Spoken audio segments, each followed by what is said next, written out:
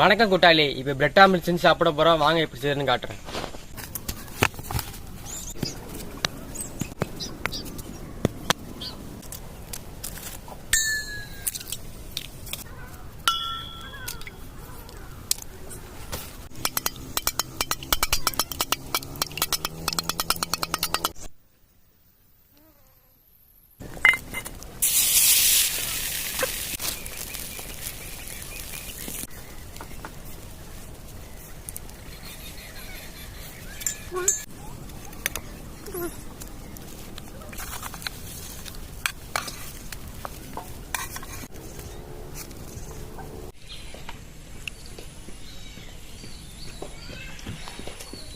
சூப்பரா இருக்கு.